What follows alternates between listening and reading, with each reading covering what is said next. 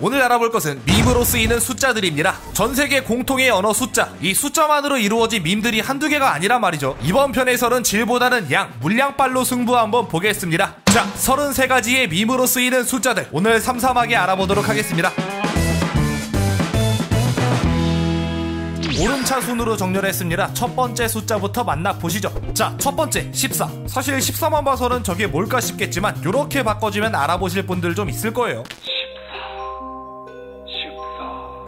바로 노르웨이 자군 야포각 아니겠습니까? 자, 14는 하스스톤에서 쓰이는 밈입니다. 하스스톤의 영웅 중 한 명인 드루이드는 자연의 군대와 야생의 포효라는 카드를 가지고 있죠. 이 두 카드는 자군 야포라는 이름으로 묶여 불리곤 했습니다. 왜냐? 이 자군 야포 콤보가 준내 무섭기 때문이죠. 하스스톤 영웅의 체력은 특수한 경우를 제외하면 다 30이란 말이죠. 근데 이 자군 야포 콤보를 설명해 드리자면 1. 자연의 군대로 이번 턴에 바로 공격할 수 있는 공격력 2의 나무정령을 셋 소환한다. 2. 야생의 포효로 나무정령 셋과 영웅 본인에게 공격력 2를 부여한다. 3. 접앤다. 짜잔! 하수인 하나 없는 필드임에도 불구하고 거의 반피에 가까운 14뎀을 즉발로 명치에 그대로 꽂아넣는 콤보가 바로 자군 야포입니다. 실제로 당시 노루를 상대로 만났을 때 내 체력이 14 이하로 내려가면 명치 줘 터질라 도발 하수인 두르기 급급해지고요. 직접 노루를 플레이할 때도 뭐에 홀린 것 마냥 자꾸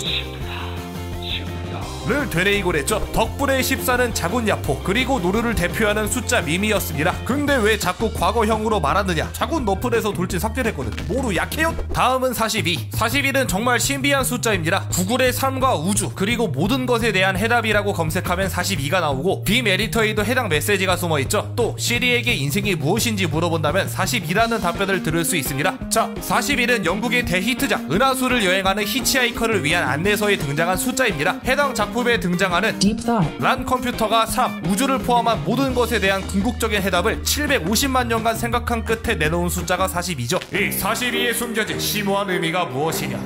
몰라요. 작품에서도 이게 뭔 개소리냐는 식으로 넘어갑니다. 때문에 팬덤에선 42에 대한 모든 경우의 수를 따져 보았는데요. 윈도우에서 모든 것을 뜻하는 이거 어떻게 읽어요?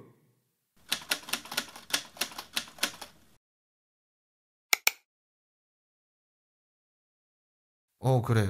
아스테리스크라고 읽는다고 하네요. 자, 다시. 윈도우에서 모든 것을 뜻하는 아스테리크스의 아스키 코드가 0101010인데 이를 10진법으로 고치면 42다. 혹은 매스에서 M은 13번째, A는 첫 번째, T는 20번째, H는 8번째 알파벳이고 이를 다 더하면 42다. 혹은 일본어로 죽음을 뜻하는 신이는 각각 떼어 읽으면 시와 니, 즉 42다 등 거의 일루미나티에 가까운 온갖 끼워 맞춤이 등장했죠. 그리고 원작자인 더글라스 애덤스로부터 42에 대한 충격적인 진실이 전해지는데 그냥 아무거나 쓴 건데요.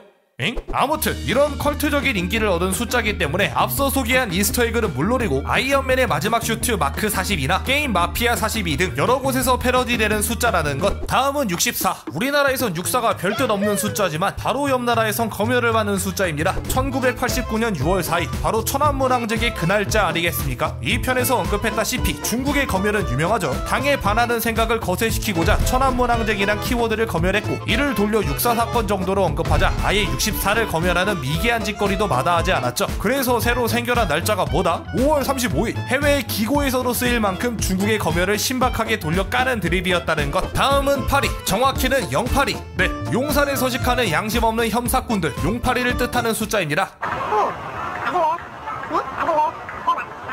또는 램값 담합 등 업보를 신나게 쌓아오시더니 최근 RTX 3080 대란으로 엿을 제대로 먹으며 수많은 피해자들에게 캑캑 뻘 좋다 라는 말을 들었죠. 근데 그 RTX 3080 물량도 쓸어간 다음 강력 불려서 되팔고 있더라고요. 아우 꼴나빠. 폐가 망신 기원. 자, 기원 나온 김에 다음 알아볼 숫자는 141. 요건 메이플 스토리에서 쓰이는 밈입니다. 메이플의 패치 내역이 개같을 때나 큐브, 독사가, 원기베리 등등 온갖 가차에서 대차게 말아 먹었을 때 현 메이플 스토리의 디렉터 강원기의 사태를 기원하는 마음으로 141을 외치는 거죠. 하지만 141은 운이 좋을 때도 쓰인다는 거. 원기 사랑 영원해.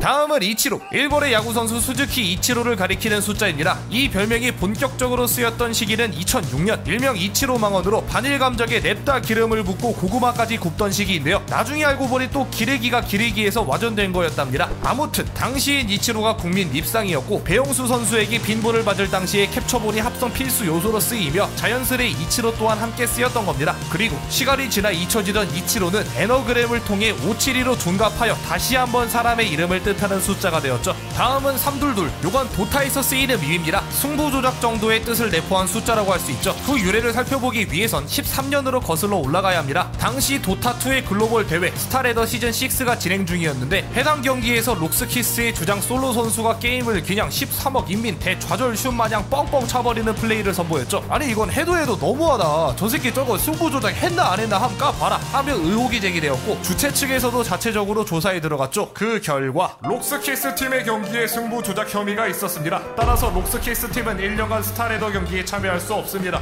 근데 여기서 끝이 아니었습니다. 조사 과정에서 굉장히 충격적인 사실이 밝혀진 것이죠. 주범이었던 솔로 선수가 승부 조작으로 받게 될 배당금이 말도 안 되는 수준이었던 겁니다. 그 액수가 무려 322달러. 에? 네, 고작 322달러 벌자고 승부 조작을 했다는 겁니다. 너무 터무니없는 가격이었기에 322은 밈화가 이뤄졌고 이후 도타2 경기 때마다 누가 던진다 싶으면 채팅창은 322로 가득 차게 되었죠. 게다가 여기에 기출 변형이 더해지며 던졌음에도 불구하고 다시 한번 역전이 일어나면 644, 거기에서 또 한 번 기적같이 역전이 벌어지면 966, 전황이 뒤집힐 때마다 점점 가격이 올라가는 식이 밈이 되어버렸습니다. 다음은 350. 이건 사실 사이사이에 슬래시를 넣어줘야 돼요. 이렇게. 자, 이건 롤에서 쓰이는 밈입니다. 롤에는 베인이라는 챔피언이 있습니다. 해당 챔피언은 초반엔 준내 약하지만 후반에는 팀을 하드 캐리하는 이른바 왕귀형 챔프죠. 나 강림, 주인공은 항상 마지막에 등장하는 법이지.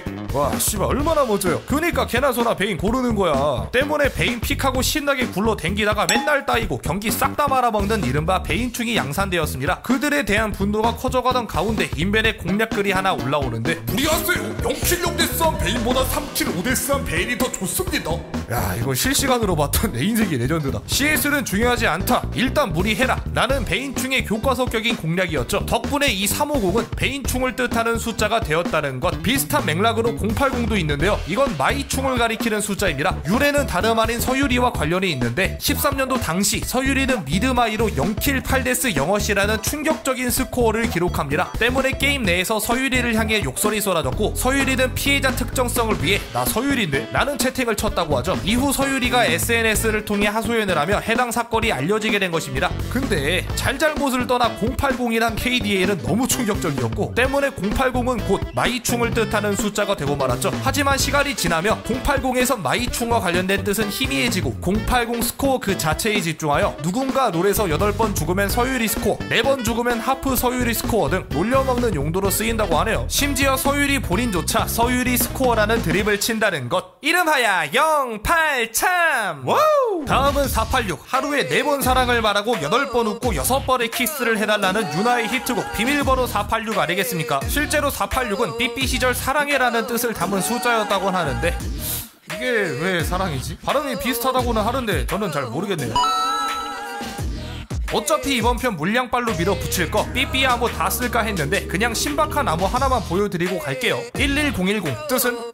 이유는 요렇게 뒤집으면 흥이 됩니다. 호응이의 조상님이네. 다음은 720, 정확히는 0720 뜻은 이거 레알이죠. 급식체가 현역이던 16년 7월 1박 2일에서 한 아재가 이거 레알을 못 알아보고 0720인데? 라고 말했던 것을 계기로 잠시나마 이거 레알 대신 0720을 쓰기도 했다는 것. 이와 비슷하게 700은 기억 이응 이응 즉 귀여워, 707은 기억 이응 기억 즉 개웃겨로도 쓴다던데 요즘들이 만다루길 잘했네요. 시벌 이게 뭔 소리요 대체. 다음은 808. 여명 808 아니고요. 808 베이스 아니고요. 그냥 우른 이모티콘입니다. 물량빨이라고 했잖아. 자매품으로 030과 906도 보고 가시죠. 다음은 999. 은하철도 999 아니고요. 하필계를 빛낸 필수 요소 중 하나인 비둘기야 먹자.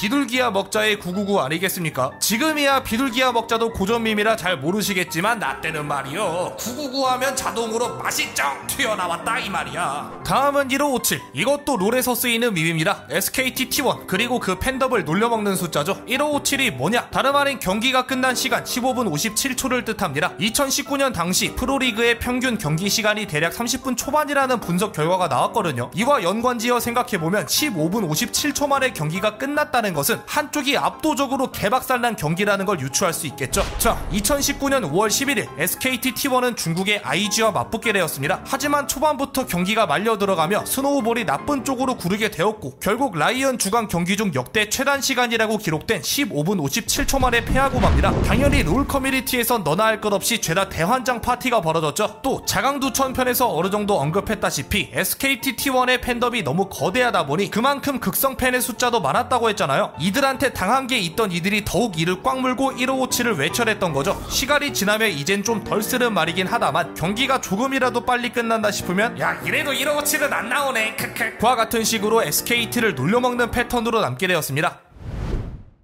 야 이게 물량빨로 밀겠다고는 했는데 물량이 저글링 블러드급으로 나올 줄은 몰랐네요. 물량 조절 실패 미안합니다. 이번 편은 1000번대에서 끝났으니 다음 편에선 1000번대를 넘어 조 단위로 쓰이는 밈까지 알아보도록 하겠습니다. 또 보죠.